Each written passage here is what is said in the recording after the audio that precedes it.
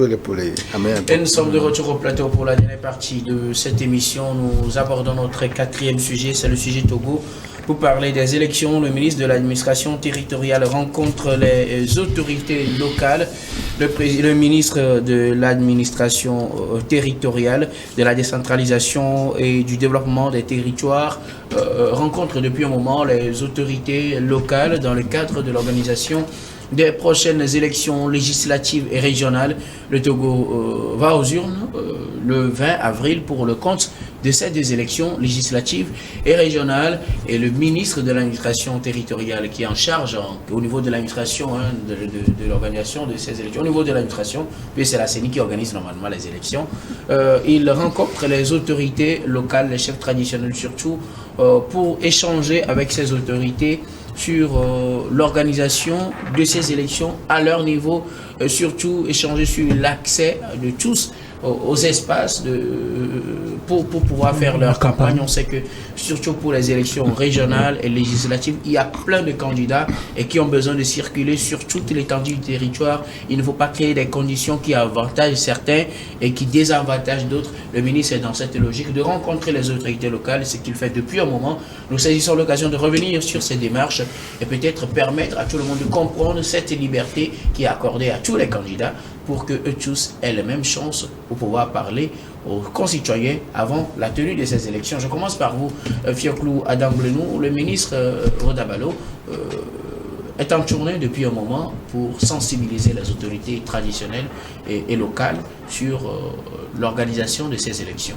Oui, le ministre de l'administration territoriale, de la décentralisation et du développement des territoires a entamé du 1er mars au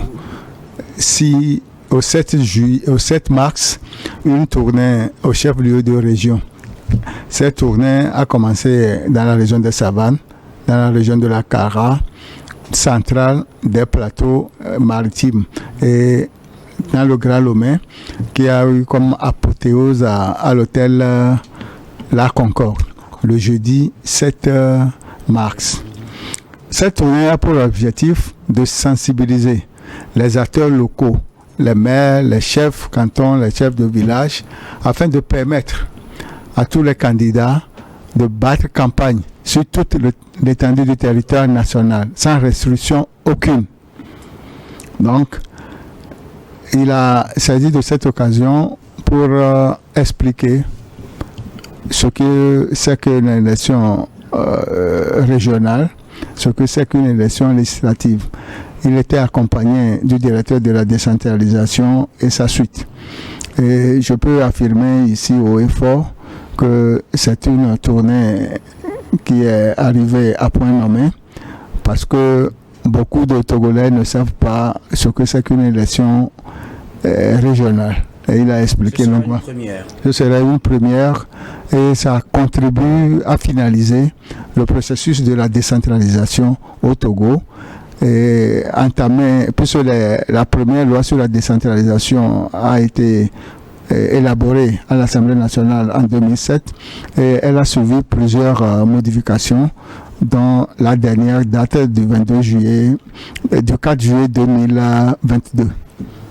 Voilà. Okay. Alors, bon enfant à Bovy, le ministre s'est donné cette tâche de rencontrer les autorités locales pour leur parler de l'organisation des prochaines élections. Ce sera le 20 que les Togolais se rendront aux urnes pour le compte des législatives couplées avec des régionales. Une première qu'on aille à des élections couplées et aussi une première qu'on fasse des élections régionales.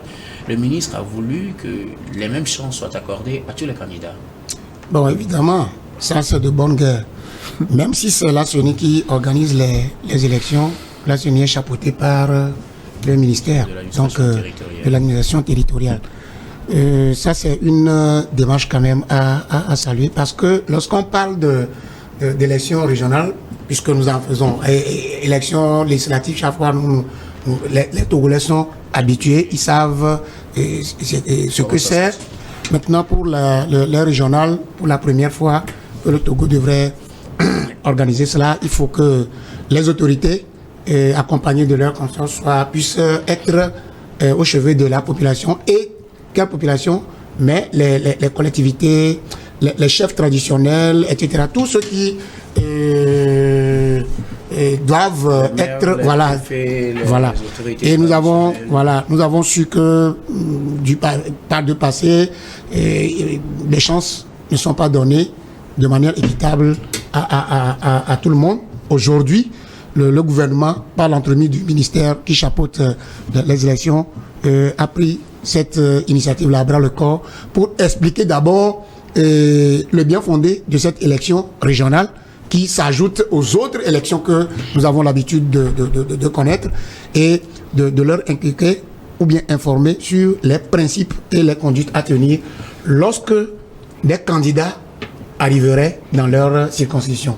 Et vous savez que aujourd'hui, les deux élections vont drainer plusieurs candidats.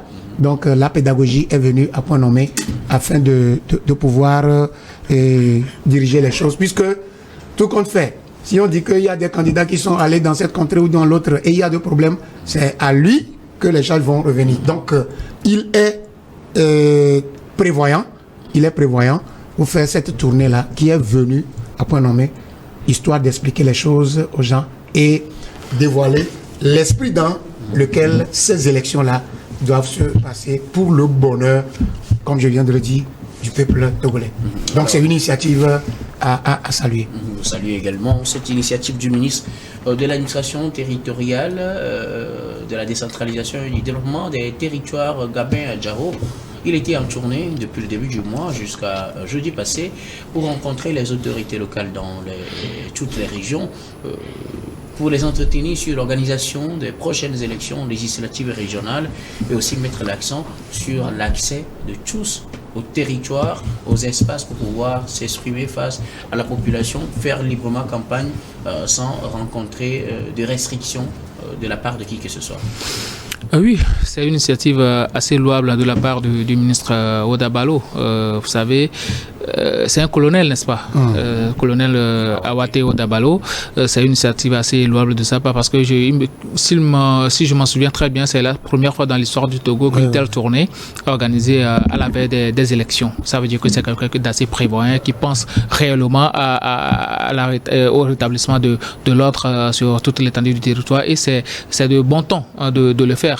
Il ne s'agit pas uniquement de parler au chef traditionnel. Il a aussi fait une communication sur les enjeux, les défis des élections régionales et législatives. Ça veut dire qu'il a expliqué la quintessence de ces élections-là parce que beaucoup de personnes ne sont pas informées sur le rôle des conseillers régionaux et autres. Donc, ils ont eu à faire une communication sur le rôle de ces gens-là et surtout aussi sur le rôle des députés à l'Assemblée nationale aussi. Bon, même si on sait que les députés, leur rôle, c'est de voter des lois et aussi contrôler l'action du gouvernement. On a une idée. Voilà. On voit souvent, ils lèvent la main souvent, donc du coup, on est au courant. Mais pour les conseillers régionaux, comme c'est la première fois, il faut quand même faire une communication là-dessus et il a essayé de le faire. Même les partis politiques n'ont même pas essayé d'expliquer le rôle des conseillers régionaux là, à leurs militants. Si lui le fait, alors là, on va lui dire merci et félicitations à lui. Et c'est très bien pour un ministre de prendre les taureaux par les cornes et surtout de toucher du doigt les problèmes qui minent réellement les politiques au Togo. Quand on connaît très bien l'atmosphère politique au Togo, surtout lors des élections, on sait très bien le rôle que jouent certains chefs traditionnels parce que certains se positionnent pratiquement pour un parti politique, soit pour l'opposition, soit pour le parti au pouvoir. Donc du coup, ça pose un certain nombre de problèmes alors qu'ils doivent être au-dessus de la mêlée et recevoir tout le monde comme on le veut. Donc je pense que le colonel Oda Balo est un travail dans l'administration territoriale depuis longtemps, lui-même étant préfet. Donc ça veut dire que c'est quelqu'un qui connaît très bien les problèmes qui minent nos régions, nos cantons, nos villages et autres là. Donc raison pour laquelle il a pris les taureaux par les cornes depuis le début. Maintenant, moi, la question que je me pose, c'est que la plupart du temps, et selon les informations, ce ne sont pas forcément les chefs traditionnels qui posent problème. Il y a des localités dans lesquelles même les préfets n'acceptent pas que certains partis politiques rentrent là-bas pour même faire des conférences de presse et autres. Même c'est très compliqué pour certains partis politiques d'avoir accès à certaines zones. Qu'en est-il avec ces préfets-là? Ils sont pris en compte en fait dans cette rencontre-là. Alors, s'ils sont pris en compte, je demanderai au ministre de tout faire pour les cadrer. Parce qu'il ne suffit pas de faire une communication. On peut faire une communication, mais sur le terrain, d'autres choses peuvent se passer où certaines personnes qui sont assez zélées ne voudront pas respecter assez les lois, ne voudront pas respecter les consignes données et vont faire autre chose. Moi, lors des élections législatives passées en 2018, j'ai eu à assister à quelque chose qui m'a tellement fait du bien au niveau du centre de vote d'Aguassié. Il y a eu des querelles, on peut dire, entre des gens qui sont venus, mais les militaires du FOSEL qui étaient là, ils n'ont même pas réagi. Ils étaient là, ils calmaient les gens avec des mots assez doux et apaisants. Moi, ça, c'était quelque chose qui m'avait réconforté. Je me suis dit, si on peut aller sur cette base-là, alors on ira très loin.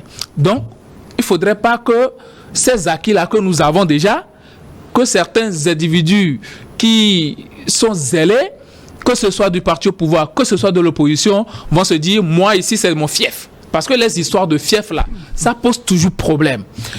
Non, ici c'est notre chef. Non, tu n'as pas le droit de venir. Non, toi tu es UNIR, tu n'as pas le droit de venir ici. Non, toi tu es ANC, tu n'as pas le droit de venir ici. On n'a pas besoin de vivre ça. Les élections, comme dans tous les pays aujourd'hui, les pays démocratiques, ça doit être un moment de convivialité, un moment de fête. Et que si on te gagne, tu te dis félicitations, tu m'as gagné. Mais à la prochaine fois, on va se retrouver. Je pense que ce que le ministre est en train de faire, c'est tellement louable que les autres doivent tout faire pour lui faciliter la tâche, pour que demain, on ne dise pas qu'il y a eu telle chose. Lui, il a fait sa part, comme l'a dit Monseigneur Bariga, que chacun fasse sa part. Le colonel Awateo Dabalo vient de faire sa part. Il va falloir que les autres aussi fassent leur part pour que demain, on n'indexe pas ce ministère-là. Parce que quand on parle de préfecture, quand on parle de région, quand on parle de communes et autres, ils sont tous sous la coupole du ministère de l'administration territoriale. Alors là, il faut lui faire honneur. Merci beaucoup. À vous, Yves Fioclou, quelque chose à ajouter? Je voudrais ajouter qu'en prélude aux élections législatives et régionales, la Commission nationale des droits de l'homme a organisé une journée de réflexion le 16 février 2024 à l'hôtel Sarakawa. Et les partis politiques, la société civile, les ONG et les partenaires financiers, on prépare à cette journée.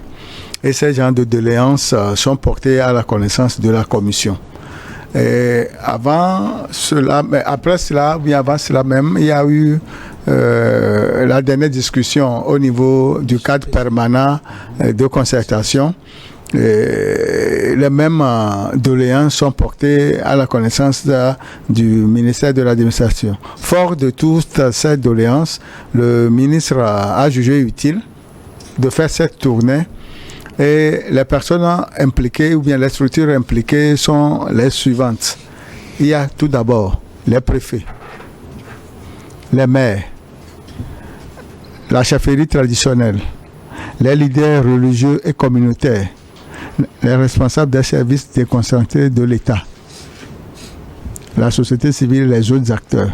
Ce qui veut dire que, à l'écouter alors de son adresse aux journalistes, son point de presse, il a bien dit que tous ces acteurs impliqués dans le processus doivent jouer leur rôle.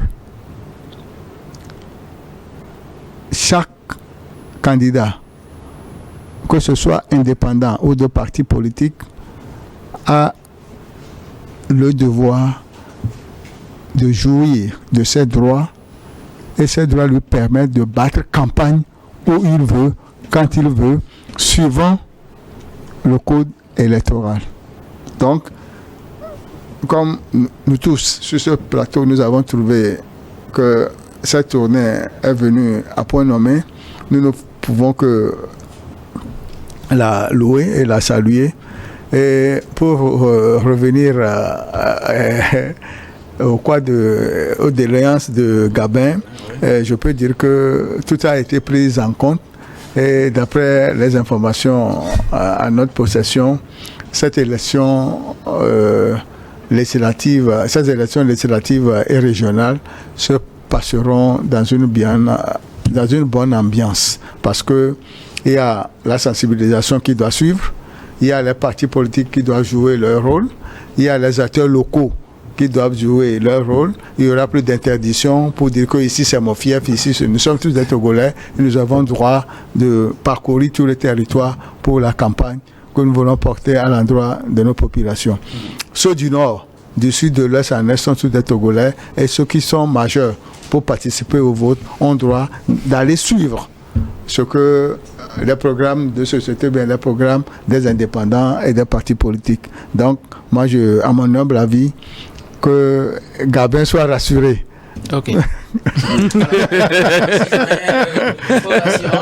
On attend, c'est ce que nous espérons tous, que ces élections vont se passer dans de très bonnes conditions et que personne ne sera empêché, en tout cas, d'accomplir son devoir ou son droit civique. Bon enfant, vous voulez ajouter quelque chose? Non, moi j'ai été sidéré par les mots du doyen. En tout cas, je crois que c'est un journaliste, mais qui est devenu momentanément membre du CENI, qui rassure Gabin. Donc, oh non, c'est le bonheur de tout le monde.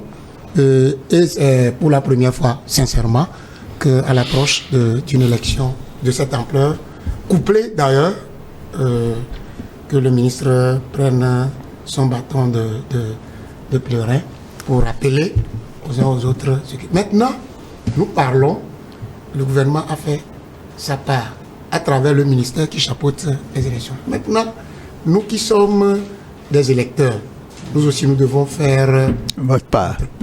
Qu'est-ce que ça veut dire? Au Togo, habituellement nous remarquons que certains sont vite manipulables.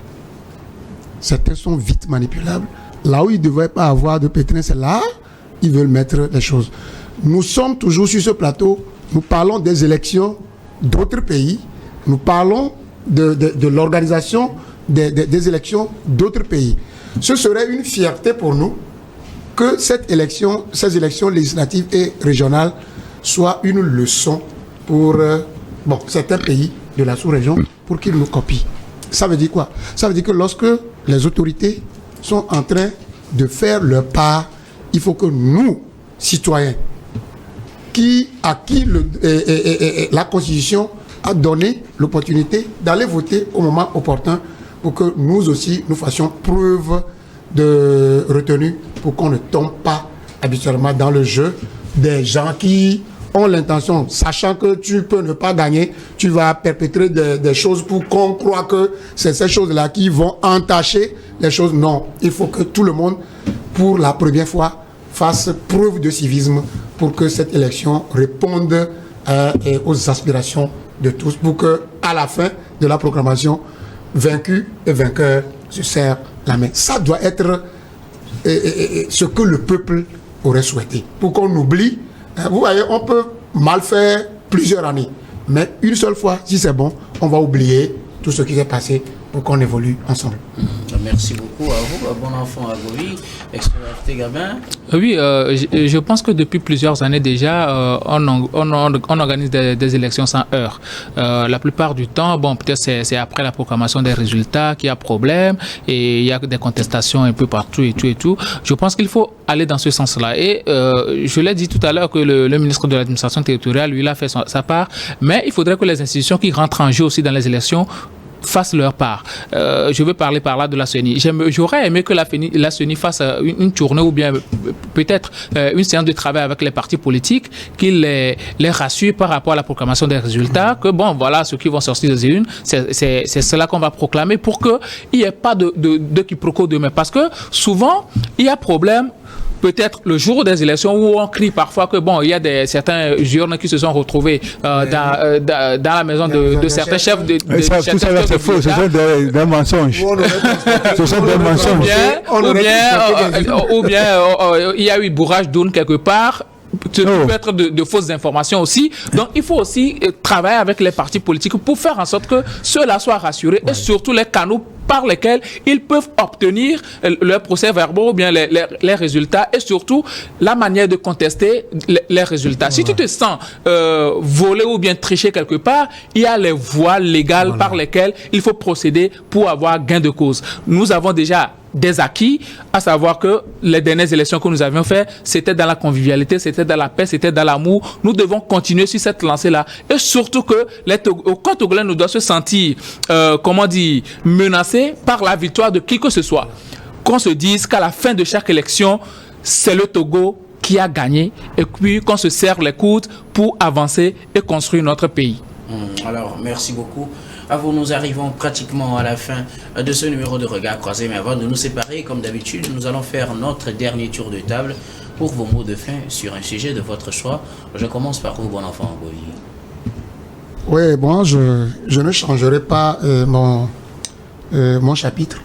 Vous savez que bientôt nous serons les chefs cantons là-bas. Il y a les maires, il y a toutes les institutions dans cette préfecture. J'aurais aimé quand même que si je parle sur ce plateau, quelqu'un peut faire un tour qui tend à la Batoumé. Il y a le pont qui s'est effondré et ça ne peut pas se réaliser. Donc la voiture ne peut pas y aller, personne ne peut y aller. Donc mon plaidoyer va toujours. Ça ne va pas seulement de mon intérêt, ça va de l'intérêt de tous les Togolais. Merci beaucoup. À vous donc pensez à Batoumé pour que notre ami bon enfant Govi soit tranquille et qu'il change de sujet à la fin de ces émissions. Merci beaucoup à vous, bon enfant Govi. Je rappelle que vous êtes syndicaliste et analyste politique. Grand merci d'avoir répondu à notre invitation. C'est à moi de vous remercier. Gabin Adjaro, vos mots de fin. Oui, premièrement, merci à vous pour l'invitation. Il y a quelque chose qui me tient à cœur depuis fort longtemps et je l'avais déjà dit ici, la vente des cercueils. Pardon à ceux qui vendent les cercueils. Chez nous, avant, là, au village, il faut qu'il y ait mort avant qu'on ne fabrique un cercueil. Maintenant, les gens ne se cachent même pas. Ils fabriquent le cercueil et viennent déposer au bord de la route. Surtout ceux-là qui vendent les cercueils au niveau du CHU Sylvanus Olympio là. Sincèrement, il faut recadrer cela.